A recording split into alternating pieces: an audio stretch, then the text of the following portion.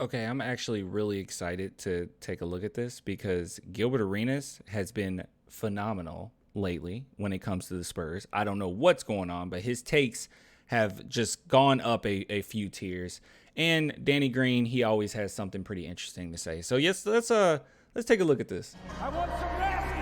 Are we having fun yet? All right, come on, let's dive into it. Let's do it. All right, so your boy Danny Green, he sat down with Gilbert Arenas on No Chill with Gilbert Arenas. It has some things to say about the San Antonio Spurs, specifically 2013. So I'm very interested in this. Before we talk about it, if you guys want to support the channel, clanthemerchfan.com or become a patron or YouTube member, only $2 per month. I really do appreciate all the love. And yeah, all the links are in the description. And if you can't, you don't want to buy anything, that's totally fine. Don't worry about it. If you don't want to be a patron member, don't want to be a YouTube member, just like the video. And that's good enough. All right. I really do appreciate the love nonetheless. All right, let's see. Here we go. Let's take a look at what we're talking about here. I actually found this on an article and then it linked it to here and it started exactly at this point. So I don't know if I should start a minute before or just start here. We'll see. If it's at a weird place, then we'll just rewind. We didn't get rebounds we were supposed to get. Even when after Ray hit the shot, we need to go back. We're trying to set the record. Then with 27 makes, it was a good time. It was a good time until it wasn't. And then we're not gonna hit too much on that. But y'all go up 3-2, go back to Miami. Yeah. But I gotta know just what changed in those two games, or was it a confidence thing, or what ended up happening? Were they keying in on you more on the defensive side? It's crazy because somebody just asked me today, "What was your worst loss?" And that was my worst loss. That Ray Allen shot. You shouldn't even have to ask that. It could have changed a lot of things for me in history. But ultimately, we had a great group. We were playing good ball. We had T-Mac on the sideline, and he was great with keeping me confident. I don't think I lost confidence. I think I can't take anything away from Miami. They played a hell of a series, and they did a better job on me. I think there were times where our offense got, I'm gonna say, a little more stagnant. It wasn't moving or flowing as much. On that series, it was 2-3-2. So we went back to Miami for the last two. It was harder. The year after that, it went 2-2, 1-1-1. They changed it because they felt like it was a disadvantage for the home team to be 2-3-2. But on the road, I felt like we didn't. Oh yeah, that is true. Huh.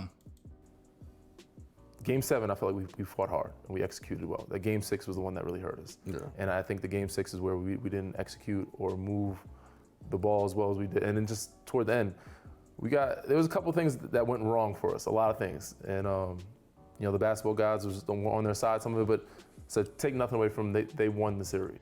They did win the series, but dude, you guys remember that one play where it was a block on Danny Green, and I remember it was Chris Bosh, and he blocked Danny Green, but me watching it, okay, and maybe it's just my bias here, but I'm pretty sure that was a foul. Like, he fouled Danny Green, and they did not call it. Like, that was really weird to me. I don't know. It was all, they had all the momentum over there with Miami, so I think that's what happened there. But that was BS. They got the right bounce. We missed some free throws. We didn't get rebounds we were supposed to get. Even when after Ray hit the shot, we're trying to go. Referee stopped the game. They had no timeouts, but they stopped the game just to review if it was a 3. And we had 3 or 4 seconds where we could have just gone. Oh. I never even noticed that. That moment was so, unfortunately for us, so iconic. I didn't even see it that way. That's insane. No one brought that up. This is actually the first time I'm hearing someone bring this up. I used to watch like a ton of people talk about, especially that series. I was listening to a lot of talking heads. No one brought that up. No one brought that. Dude, I know Pop was probably pissed off. I didn't even think about that. That is true. I didn't even think about it. That right there, I don't know if you remember, if you see the clip, Pop was going ape shit on the sideline. Because it's like, but there's a lot of things that happen. Okay, we're going to see if we can get away with it. Hold on. We're going to see if we can get away with it. YouTube gods, please. Please do not copyright me. All right, let's see. Spurs, Miami, shot, game 6. All right, let's see if we can get away with this. All right, this is what we're going to do. I'm not gonna play it. I'm just gonna.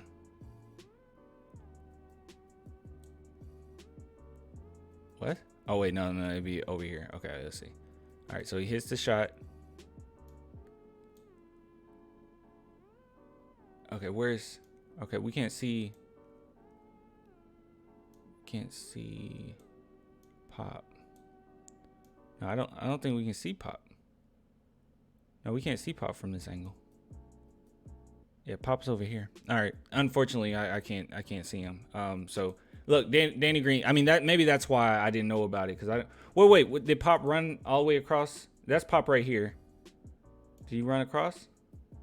He hits the shot and they stop it. Oh, there he is. Okay, yeah, you can tell he's pretty livid. Okay, hold on.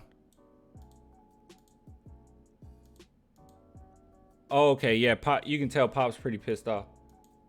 Oh, okay, I see it. Oh yeah. Oh my goodness. Oh my goodness. Oh my goodness.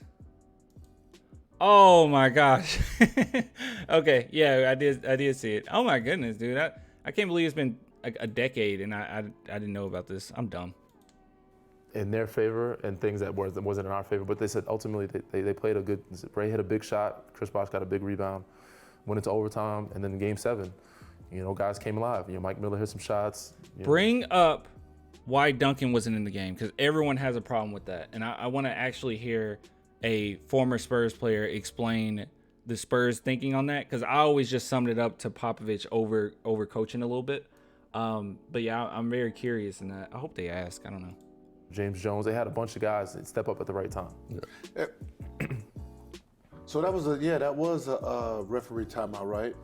They stopped the play, man. Stopped the play. They stopped the plays after he hit the shot. See, even Gilbert's like, yeah, they You're did. allowed to do that though. Back then, I don't know. You shouldn't. You review it after. Yeah. Okay. We're trying to get and go. We have no timeouts. We're trying to go. Why do you do that? Why would you do a referee time? It wasn't a buzzer beat. It wasn't at the end of the game. Why would they do that? Why would they stop the game after that? Gosh, now I'm starting to get pissed off. Why would you do that? That makes no sense. Yeah, you would just let it play out and then review it. Why would you stop the... That's crazy. I don't know why I never thought about it. I don't know. Quick, I was so emotional at that point. I'd never even thought about it. Celebrate. We're trying to go. We have 4 or 5 seconds to get down the court to maybe get a look. He tied the game. Ultimately, it wasn't game over, but they stopped the clock. We advanced it. I got a shot in the corner. I thought I was fouled, but I was not. I said it. He was fouled. That's what I thought. He was fouled. I thought that was so weird. God, at the end of that game, like that's what I remember being upset about. Because I was like, he was obviously fouled. Like, he fouled him. I mean, Bosh, in today's NBA, especially with the rules with shooters, it would have been an easy, like, call, right? But, like, Bosh, like, ran into him. I mean, Bosh, like, fell into the bleachers. It was like, what the heck was that? Yes. Okay. Danny speaking fact. I did not think he would bring that up. Okay. I feel validated now. 4 or 5 seconds to get down the court to maybe get a look. He tied the game. Ultimately, it wasn't game over, but they stopped the clock. We advanced it. I got a shot in the corner. I thought I was fouled, but I was not. Chris Bosh blocked the shot, caught a little body, blocked the shot, and we went into overtime. It probably was a foul, I'm gonna be honest. Yeah, it was a Referees foul. didn't call it, right? So I'm a LeBron guy though, so of course I'm gonna lie and be like, nah, it wasn't. I'm gonna lie and say, nah, it wasn't. But looking back on it, and it's funny because they always say you don't let the refs decide in those moments, but we've seen as history you can't progress. expect, especially from role play. Chris Bosh, role player, end of the game. They're not gonna decide the game on that type of call. So you have to make it That's really so disrespectful, man. Just because Danny Green's a role player, get out of here. blatant. And if I would have pump fake, took my time, I had more time than I thought, but he made a good play. He blocked the shot. Dude, you can tell that Danny Green still thinks about what he could have done differently. And I understand that too, because even though he had a stupid, like, successful career, I mean, having a finals MVP at the end of your name is a big deal, especially for somebody like him who was a role player. That would have been huge, because he by far would have been the finals MVP, I would assume, for 2013. But yeah. So you told the story about So and it was an iconic series. Like, he's going against Ray Allen. He beat Ray Allen's record. I mean, I think since been beaten by Steph, but it was nice. 2013, he won the championship. You trying to go unwind. You end up going to South Beach, end up at the same spot as where they're celebrating that. Did happen, yeah. But I want to flip it now to 2014. Y'all win the chip. Did you see any Heat players at the club in San Antonio? Nah. We don't have many clubs in San Antonio. They're probably staying in a better spot than where we celebrated, honestly. But well, I will say this. So winning on the road, I feel like is better than winning at home. Yeah. What is? Yeah, and I've been lucky enough to experience both. I've also won in a bubble, which was not that great. But we had our families there. But winning on the road, you're forced to celebrate with your team. Winning at home, everybody kind of just disperses to different places. Some people go out to eat, some people go to, so it's like you'll see a couple of your teammates out, but when you're on the road, everybody's together and they have a spot for you guys. So yeah, we didn't go to many clubs. We went to one club. I'm sure they probably, when you lose, the season's over anyway. So you're getting drunk because you're celebrating, or you're getting drunk because damn, it's over, we lost. I'm sure they probably drank in their hotel or whatever, but we didn't see any of them. But just so happened we were in Miami when we lost 2013, and I was like, you know what, I need to get out.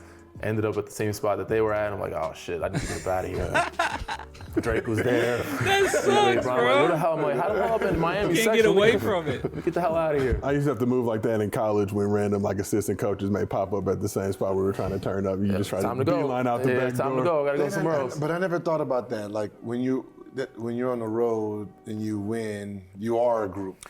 And then on your way back to where you're going, you make a stop somewhere. So when you win, you just stay there. You stay in your city. When you're on the road, it's like you might stop in Vegas on your way back home. Or you might stop in Miami on your way back to it'd be nice. It's like you'll be with the group. Vegas all the time. Yeah, they stop there, then they stop somewhere. It's like, all right, the plane's gonna stop in Vegas on the way back from. It's happened to be California, How most did teams, that happen? Golden State and Los 'Cause Angeles. But that's not on the way back to Toronto. Yeah, we're about to go to Vegas. Golden State right here, so it's a quick trip. So it's like, you playing in East or West. When you finish in the East, if you win or lose, you'll probably make a stop in Miami on your way back to the West. If you win in the West, you'll probably make a stop in Vegas or somewhere before you head back East. So I just happened to be in Vegas that night randomly. I think I went to go see Lionel Richie or some shit. I'm in the win lobby. I'm like, it's a big ass standing by the guest service that looked just like Kawhi, but they don't make no sense. Then I find out y'all was out there turning up. They stopped at 2. I remember, actually, I didn't go. They stopped in Vegas and then LA. I didn't go to because Drake had us playing. He was like, "All right, we're gonna take some of the guys." I was like, "I'm going back to the house." Oh, so you didn't go to Vegas? I went to Vegas. I didn't go to LA. Okay. I went back to Toronto. I'm losing a little bit of interest now. Let's see. What makes the Spurs organization so special? Okay, cool. Let's skip here. Just the fact that he's one of the greatest players of all time, not just power forward, but greatest players of all time, and not have an ego, and the fact that he allowed Pop to coach him. And Dave Robinson before Timmy.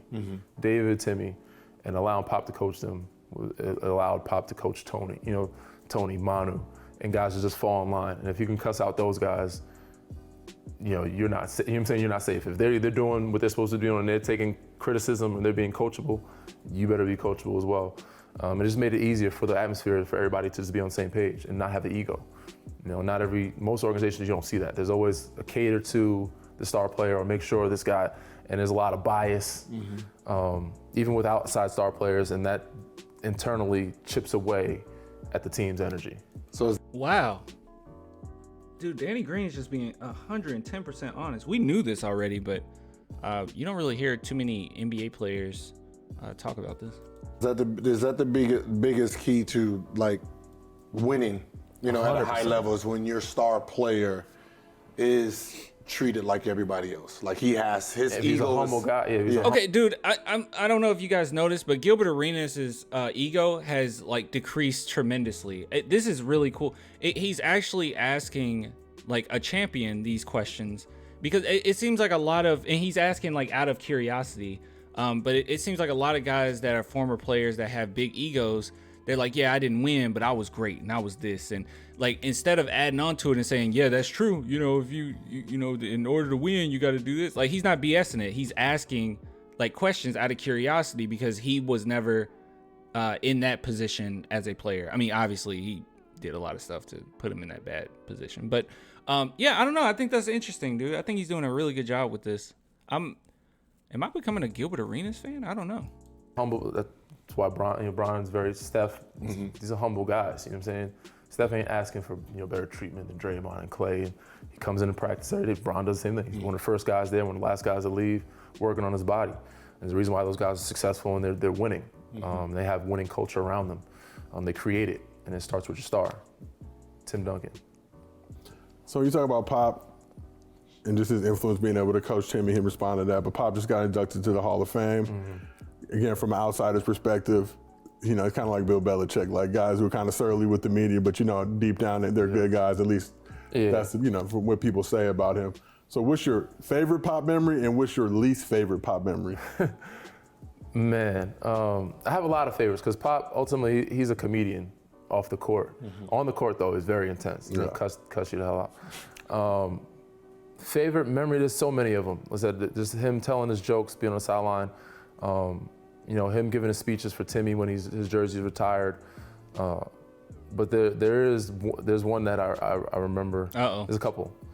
The one for sure that stands out the most is because the year that we lost in 2013, he was pretty hard on me. 2014 whole year.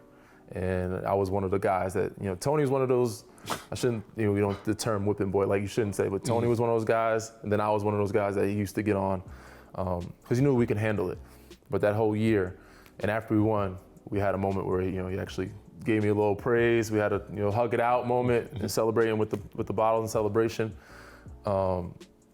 Least favorite Pop moment, was probably that whole year. I was just playing for that whole year. It was a rough year, man. Of being, he's hard on. I'm gonna make you a player, and I was like, all right, I'm gonna step up to the challenge. But there was a lot of times where 5 seconds to the game, timeout. I'm getting cussed out, subbed out. I probably have historically the quickest timeouts in history of the NBA with Pop. Of being cussed out. Yeah, you can look it up. Yeah, I've seen one of the clips. And there's a couple of them. And it's so obvious too, like with the guys that can handle it and guys who can't. Like just think about the guys that Pop don't yell at or did not yell at, and guys he did yell at. Like that is definitely very true. One in particular, LaMarcus Aldridge did not get chewed out at all. Nor was DeMar DeRozan. Neither one of those guys really got chewed out. You could read his lips of what he's saying to me. He's like, damn.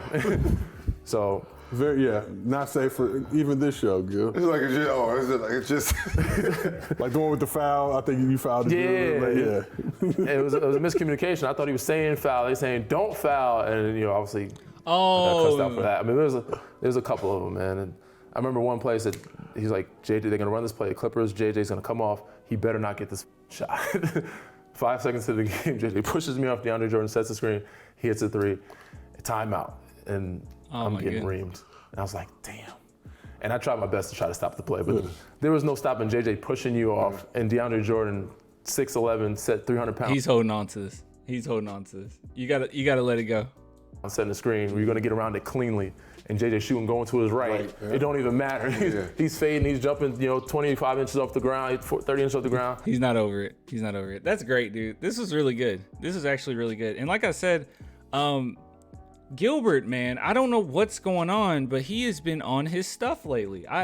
It is just a complete 180. I don't know what's going on here. I like it though. I like it. Anyways, I'll give it to you guys later. Good stuff. A lot of good information from that. But yeah, till next time. Bye.